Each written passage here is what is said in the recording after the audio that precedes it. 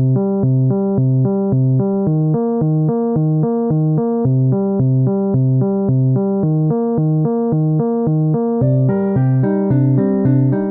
and welcome back to Information Paradise. We have again the wonderful Tarun Pradhaan.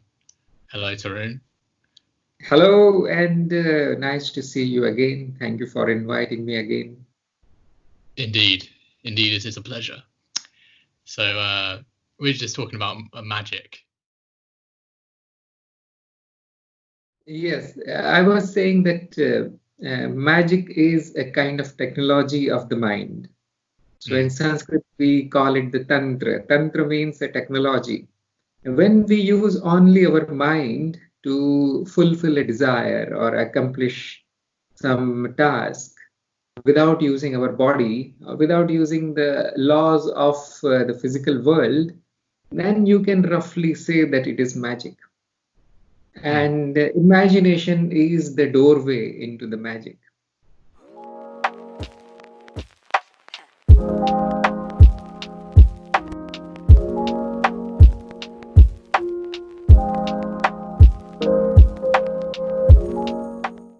I was saying how it seems magical to me that I can imagine a zebra, or anything. That's crazy, isn't it? But when people worry, all we're doing is imagining, so yeah. There are positive and negative uses of imaginations. Just like you said, worry is waste of imagination, actually. You are creating something and the body is reacting to it as effectively as if it is real. So you will find that when we daydream or when we fantasize about, let us say, something which is very beautiful or which we desperately want, such as food or a mate or a beautiful woman, the body produces the same kind of reward and pleasure which it produces when we are really looking at those things. So the lower layers of the mind, they do not distinguish between imagination and reality. They are very dumb. They are very stupid layers, mechanical layers. So when we feed them with imaginary content, they will still produce a pleasure. Or you can misuse it and feed them with negativity, and they will produce suffering. So magic is a means to manipulate our minds and our bodies. This is a very tiny example of what magic can do and how the imagination is a doorway to magic. This is a very small example of it, but it is our day-to-day experience. We cannot say that the mind cannot affect anything. The mind is affecting this body right now, right here. Yeah. My voice is my speech is coming from the mind. How is it even appearing in this world? When I move my hands, the command comes from the mind. The command comes from the non-physical domain. Then it manifests into physical domain. How can we even say that the mind cannot affect the physical? It is affecting right now in front of us. We And have the physical iPhone. affects the mind. We have iPhones, we have Macs. Thank you, Steve. Steve Jobs, one of my heroes. A book called Psycho-Cybernetics, if you want to learn more about imagination and how that affects reality. Check that out. It does. At least any ordinary person can affect their bodies using simply imagination. Just like I said, it is possible to affect the body. You can do this experiment anytime. You need not be a magician. You can start affecting your body simply by imagination. That is the start of magic. That is the start on the path of Tantra. Yeah, like people who want to get, if you want to get ripped, if you want to get abs and stuff, imagine yourself as that, right? And then, and if that's for anything as well, like if you want to stop smoking weed or stopping an addiction, imagine yourself as that person, being that person. That's the best. It is very much possible, actually. It is very much possible. But there is a small catch here. If you keep imagining and you want an effect in the physical world, you will not achieve any fruits, you will not achieve any results if you do not actually do it also. So, for example, if you want to build your body, then simply imagining that I have a very nice body, not going to do. But put some effort there. Put 10% of effort and 90% imagination, and you will see almost 50% results. Yeah. That is, if we do not act, then the imagination has nothing to work on. Yeah. Magic does not arise. Yeah. These people forget, actually. They keep chanting, they keep doing the rituals, and they think why nothing is happening. Well, you are not, digging a channel into the physical world in order for the mind to manifest something, in order for the mind to affect something, start affecting, and then the rest will be done by the mind. This is most important. Yeah, I found this with IP, because at the start, if I did not start all these various pathways, if I did not begin, I would not have the imagination that I have now, that has only been able to come about through this foundation that I've built through beginning. For those who haven't started, remember, to do your best stuff, you must be in flow. To be in flow, you must have started.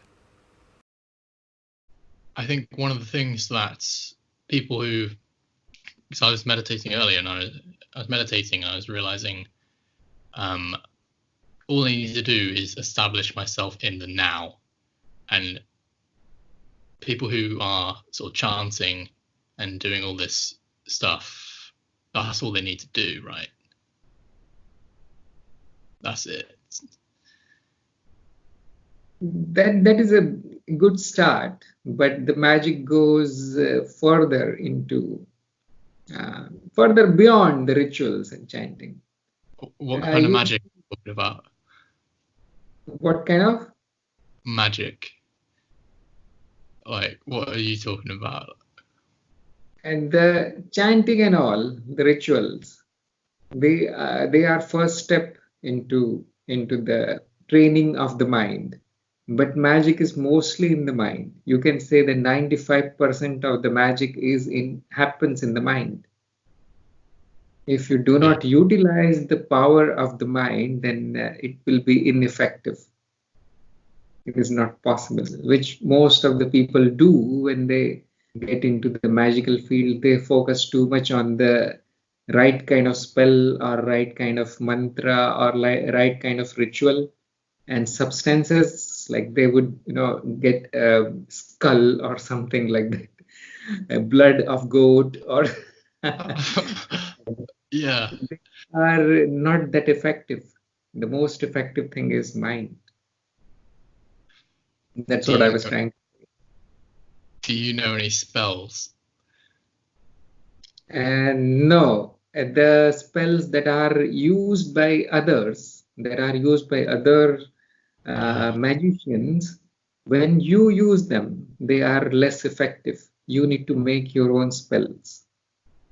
If you have the knowledge, if you have the training of the mind, then you can create any spell you want.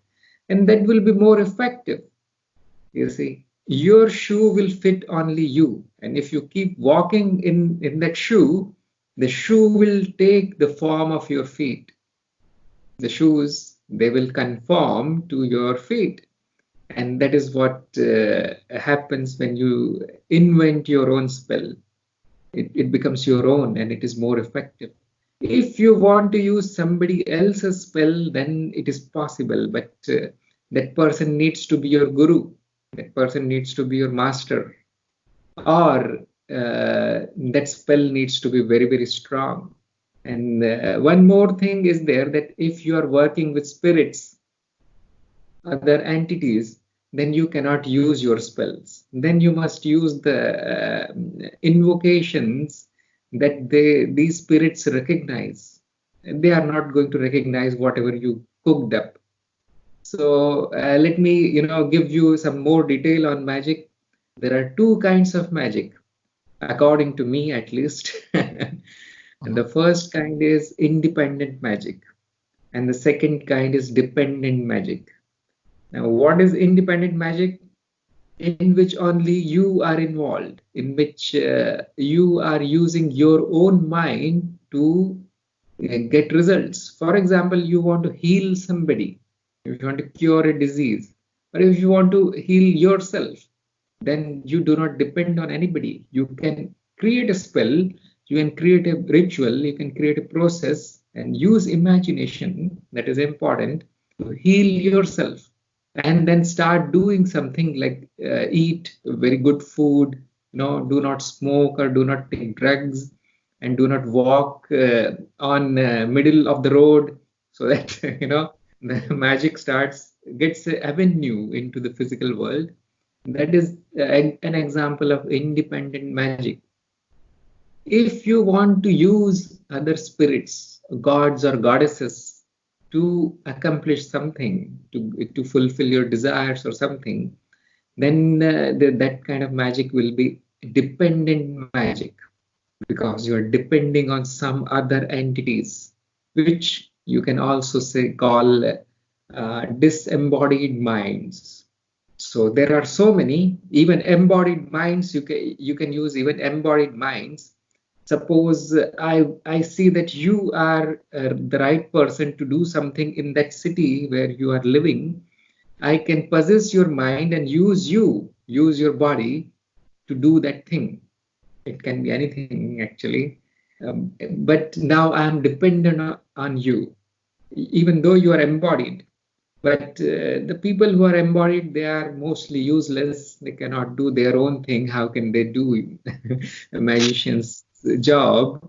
So we depend on the disembodied entities, and they range from dead animals, dead insects, and lower life forms to the highest of the gods, and in between, like demons and ghosts and all kind of disgusting stuff you can find out there. That magic is, according to me, is dependent magic. So there are two ways to fulfill your desires or accomplish something: in independent way and in dependent way. So there are pros and cons of both the things actually, both types. There are pros and cons of these types. Yeah. Wow. I never heard this stuff before. Really? You never heard this? No, I have not. Because you are not on the path of magic. Once you embark on this path, once you start walking, you will hear all these things. For example, astral projection is independent magic. It is, you are dependent on your own abilities, your own powers, or your own siddhis. You are not dependent on anybody else. But let us say worshipping in a temple. I go to a temple, there is a deity in the temple, and there is a specific kind of mantra and ritual. You need to ring the bell, and you need to then, prostrate in front of the deity, and then put your wish in front of the deity, and then you need to do a transaction. If you do this thing for me, I will do something for you. You need to offer the deity something. Now this is the dependent kind of magic. So all the worship on all across this planet is a form of magic actually. The worship is just dependent magic. Yeah. So like, and all the religions are based on magic. So I'm thinking, the people like me, sort of Western people, right? Or like, I don't know, but like most people will be thinking this is just beliefs, right? But the thing is beliefs are imagination, and any belief, like the theory of evolution, is a belief. Most people. Even though it is a belief, it can be turned into an art. Sometimes beliefs will produce results, like in placebo. Now, placebo is something very, very scientific, isn't it? Yeah. And when you test a new medicine, what do? You take two groups of people, and you give the medicine to one group, and you give a sugar pill to the other group. This is standard scientific practice of testing the effectiveness of a drug. This is placebo. Why does the placebo work? You will find that probably 70% of the people in a group will be cured by the medicine, but you will also find something amazing, that 30% of the people who receive sugar pill are also cured. Why did that work? Why? This is science. This is standard science. Actually, I'm not talking about blind belief or superstition here. Why did that work? Because they had the belief. The belief modified their body. It is not magic. That's why I said, the magic is just technology that we do not know. Magic is the science that we have forgotten. This is why we got meditate. Everyone, all followers of IP, because otherwise we get lost in the content of experience, and then it depends what the content of the movie is like for you to enjoy yourself. For example, if you're trapped in a horror movie, it would suck to be in that movie, but it's great to watch it, Same with a drama, So even a tragedy. Actual experience will be required. Otherwise, it will remain a belief. Otherwise, it will remain a superstition. For those who do not practice these things, magic and all, it will remain something like mumbo jumbo. They are not going to know it. Why? Because it is mostly in the mind, It is mostly subjective. What is happening in my mind cannot be known by instruments or any other techniques. You can use any kind of microscope you want or CT scan you want. The magic cannot be seen. It can be seen only when you start practicing it. And I've seen that not many people do it. They do not know how to do it, and even if they know, even if they are trained, they do not do it. Because most of our attention is in physical. That is more important for us, not the mind. What do you mean, not the mind? What do you mean? For an ordinary person, the ordinary person keeps acting in the physical world using the body. They do not take time to train their minds. That is what I'm saying. If you took time to train your mind, this magic will become reality for you, which actually it is. It is a technology. And those who do not practice, they do not know anything about it. They simply dismiss it. Yeah. So there is one formula that I use very often, that I do not believe anything that is said by a non-practitioner of magic. Their words mean nothing because they are not practicing. And I listen to the magician or the tantric or the practitioner very, very carefully, very attentively, because some things are coming from their own experience. There is some truth in that, what they are saying. For example, if you have a problem in your heart, let us say there is some disease in the heart, you do not go to a car mechanic to repair your heart. No, of course. Yes. You go someplace who knows what is heart, You go to the cardiologist or very specific person who knows about heart, the doctor. You do not go to psychiatrist also, or you do not go to the orthopedic person who knows only bones. So similarly, when you want to learn about mind and magic, do not go to people who do not know anything about it. For example, a scientist or a doctor or a microbiologist or archaeologist, these people are totally useless. They do not know. Even the priests in the temples, they do not know anything about magic. Only the practitioner who has spent at least 10 to 20 years minimum practicing and training his mind, that person is worth listening to. That person is worth spending time with. Please do not waste your time with people who do not know anything about these things. I'll tell you a story about magic. So yeah. My personal experience here. Now, I was in my music studio in the garden, and it was just me in there. And this was about a year or 2 years ago. What I would do, I would smoke marijuana all day. All right. And so that was a great time period in my life.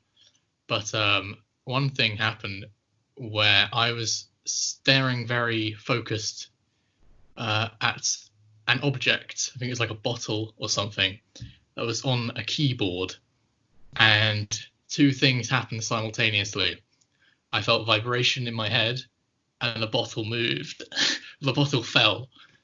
So I kind of vowed to myself never to investigate that, because it was just too, I don't know. Well, I have done so since, but so yeah. So Who knows? Who knows what happened?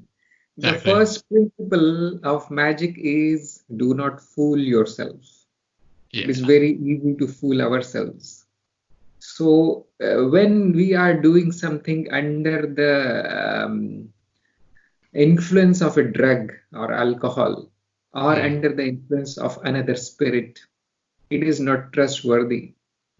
We should not trust it. So because it is a technology, because it is a science, it has to be reliable. So never practice like this. Yeah, because also then you're dependent on the whatever it is to do it. Yes. When you are deep into the mind, how is this, how are these chemicals and drugs, how are they going to help you? Because in the East, at least, the Tantra is seen as a path to liberation. It is seen as a way to progress beyond the physical. So once you leave the physical, you are on your own. Only you have the mind. A trained mind will help you. And the drugs, the chemicals, and the machines, people use the beats and music and all.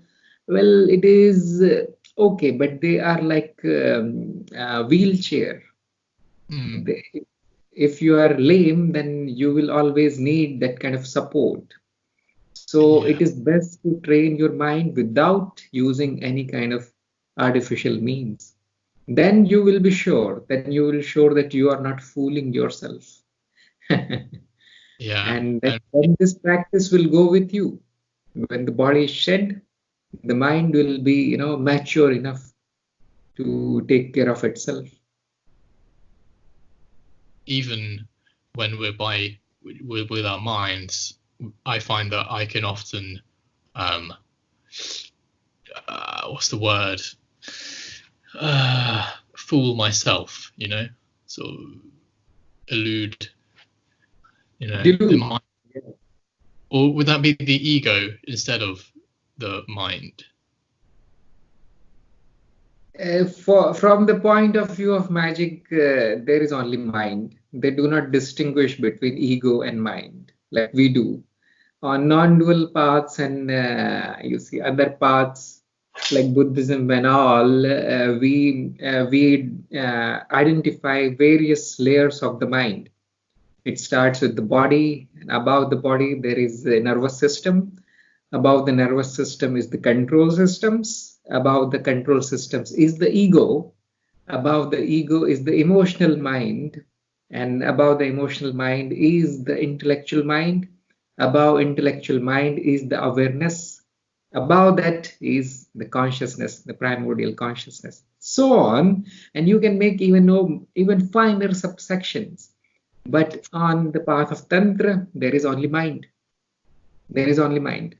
They do not go into the details so much, at least as far as I know. But there is a lower mind and there is a higher mind, at least also in the tantric paths. I do not know so much about the Western magic, but in the East, the magician is trying to overpower the lower mind, the animal tendencies. That is the lower mind, and the magician is also trying to overpower the body. For example, he is trying to make the body fit and healthy using mind only. He is trying to delay the aging of the body, and he is trying to control the lower aspects of the body, like the different energies of the body, the 5 kinds of energies. And he is trying to control the nervous system also. And these are called as the control of the lower mind. How to control the lower mind? Use the higher mind. Mind controls mind. There is not much difference from that point of view. Actually, we divide the mind into different kinds depending on what we are trying to accomplish. Otherwise, if you are just simply trying to achieve something in the physical world, for example, if you are trying to fulfill your desires of any kinds, positive, negatives, then there is no need to differentiate the functions.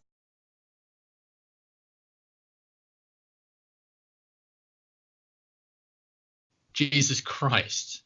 We're going to talk about Jesus Christ. Now, I sent a tweet that went something along the lines of, imagine how we would have to live to be remembered for 2020 years. Here we consider Jesus Christ as one of the avatars of God himself. Like God was born in form of a human. That is what we consider. So there are only 9 standard avatars in this subcontinent. There are of the Vishnu, and one more, which is Gautama, who is also now considered avatar.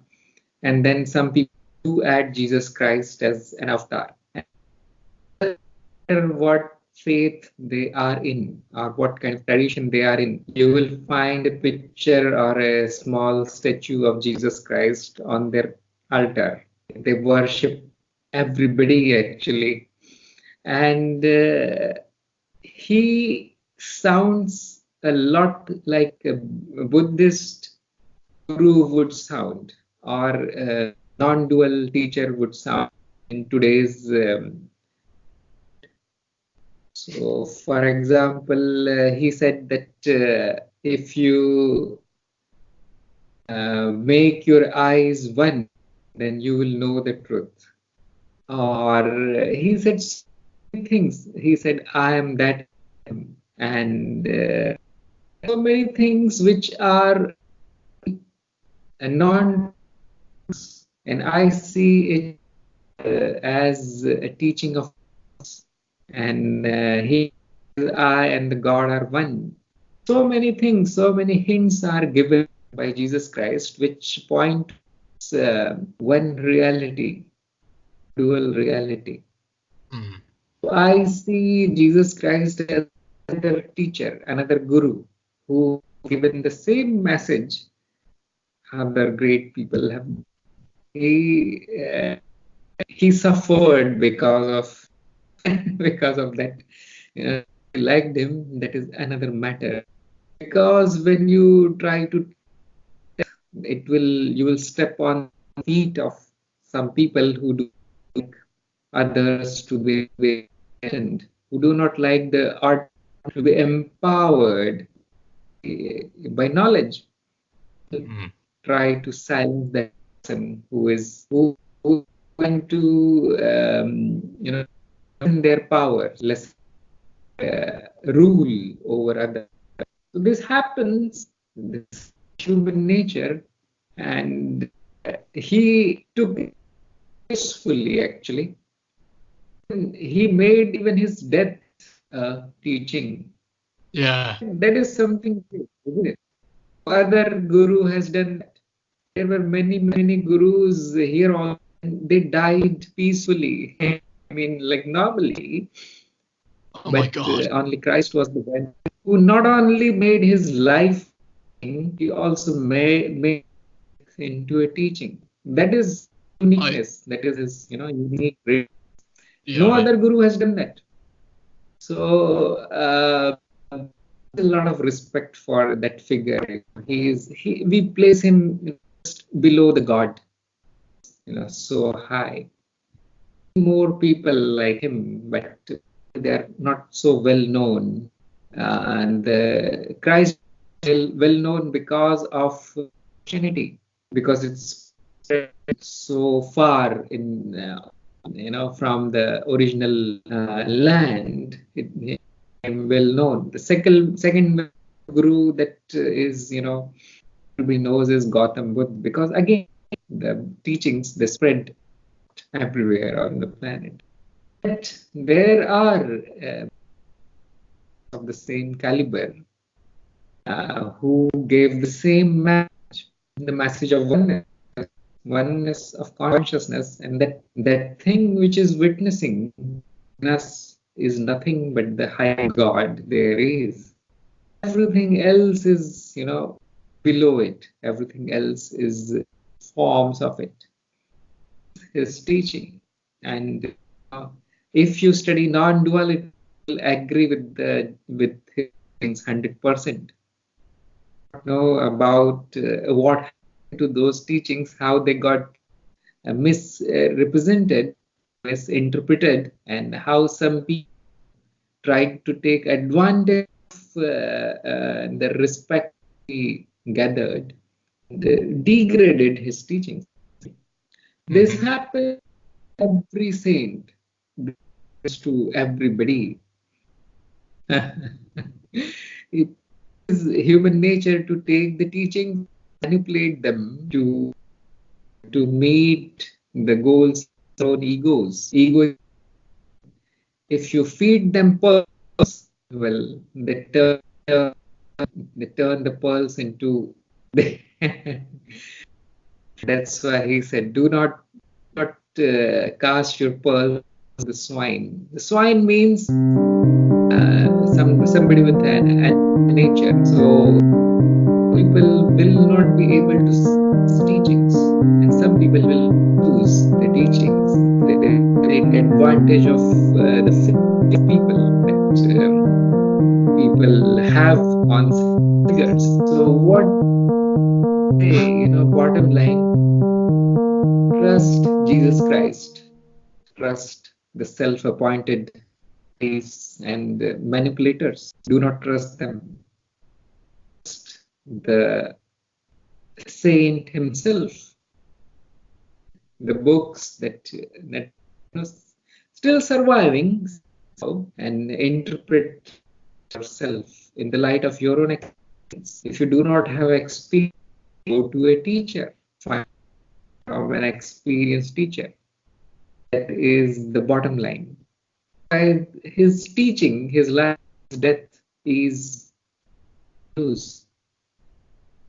That is what I do. I listen to the Christ. Anybody that I have to know, use my own experience, spread what they are saying, and amazingly, whatever they said 2,000-3,000 years ago is still right. Yeah, that is amazing. Yeah. What do you think your legacy is going to be like? The legacy of Tarun Pradhaan. Sorry, what did you say? What do you think your legacy will be like? Well, First of all, I'm on the path of knowledge, you see, and here there is no bells and whistles. Who am I? Nobody will know my name, and nobody will know what I did. They will know the teaching. The teachings, the survive. The person behind the teaching, nobody cares. People, because and the people are not important. The teaching is important. I'm not doing anything new. Really, I'm just an ordinary seeker. I'm a teacher. I'm an ordinary seeker. What I'm doing is I'm just repeating old teachings in my own. That is my only contribution. That I use very modern language that people like us can understand. We don't understand the heavy language of the Sanskrit or the Vedic language. We do not understand all that thing. We need very simple, and that's what I'm doing now. And the modern language, with language to describe whatever the ancient peoples already knew. I'm not discovering anything new. So probably people understand that there was somebody who talked like a crazy person, a fellow, and but there are some things that are useful in those teaching. That is how people are going. uh, Anybody who is doing some effort to spread the knowledge, spreading the knowledge. I am not teaching anybody, because ultimately the knowledge comes from your own experience. Experience is the greatest teacher. It can teach you, you see. Yeah, that is critical. The video is still rather choppy, so I'm able to understand. But yes, is it 1 hour already? I think it is 1 hour. yeah, I mean, it must be about 1 hour. I suppose Yeah, but we'll have to see how we can sort this out. I don't know. or one thing, you can call back after, let us say, when at sleep, and let go of the internet so Could that you we say can that have again? a smooth. Could you repeat that? Yeah, I was saying, if you can call 2 hours. In 2 hours? Yes, Yes. midnight, and everybody sleep. Ah. Yes, I get you now. Probably people are watching a lot of videos, movies, because Yeah. post day. Okay. Oh, that's a great idea. Or you can down here, and we can have a next. I mean, anything you. I didn't get that last bit. Didn't get that last bit. I think, well, what I would like is to call in another 2 hours, you know? Oh, that's fine. Cool. All right. Well, I guess I'll see you in about 2 I'll hours. see you in 2 hours. Yeah. All right, Tarun. Peace. Bye. Thank you. Goodbye. Bye.